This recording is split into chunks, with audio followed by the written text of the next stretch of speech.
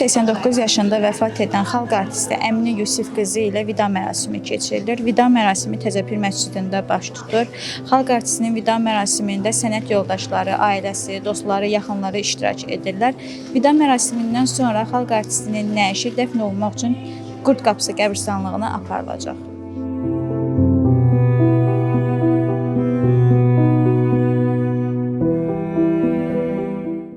Çok güzel ana olub, çok güzel insan olub, dost olub, qız olub, ana olub, bacı olub.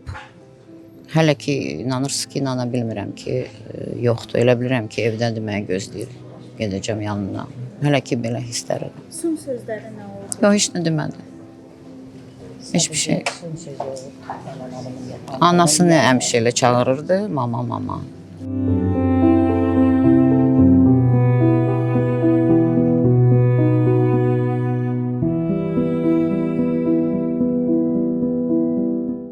Mənə çətindir bir gün danışmaq, amma bilir ki, Əminə xanım mənim bibim qızıdır və mən fəxr eləyirəm ki, Azərbaycanın belə layıqlı xanımı var idi və mədəniyyətdə böyük izlər qoyan xanımdır.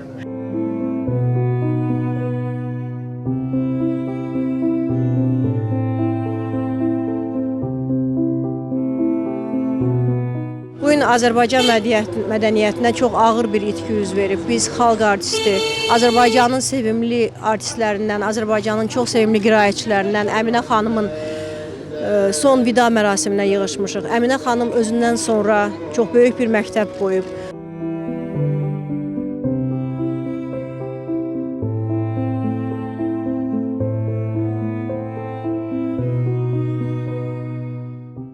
Teatr İctimaiyyəti adından, Azərbaycan Teatr Xadimləri İttifaqı adından sizə baş sağlığı verirəm. Allah sizlərə ömür versin. Əminə Yusif qızı həmişə bizim xatirimizdə yaşayıb və yaşayacaq.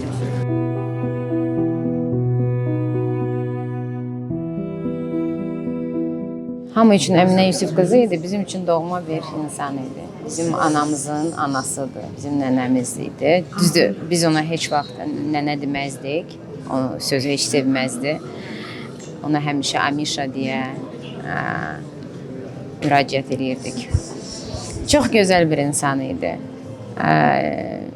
Onunla bağlı ən xoş xatirələr gəlir ağlıma. Dünəndən onun evində olarkən çox gözəl xatirələr, uşaqlıq xatirələridir. Nə yaxşı ki, onun səsi bizimlə yaşayacaq. Əminə xanım misilsiz bir sənətkar idi. Əminə xanım qüdrətli söz ustası idi, sözü sevdirən insan idi. Və əgər sənət qolda qızıl bilərzikdirsə, sənətkarlar o bilərziyin çox qiymətli daşıdır.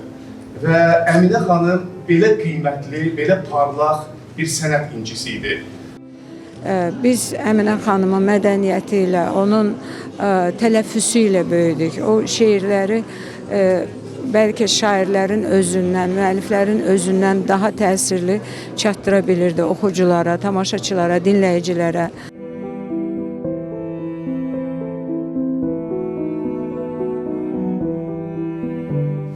Azad xanım heç kimin yanında başını aşağı salmadı. Heç kimdən heç bir şey xahiş eləmir. Heç vaxt. Çox azad bir xanım.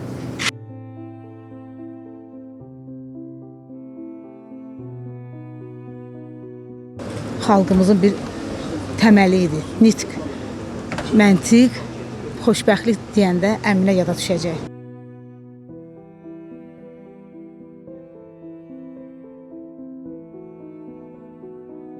Belə səs olmayacaq. Belə mədəniyyət, belə aktrisa heç vaxt. Mən inanmıram. Azərbaycanda belə aktrisa indi yoxdur.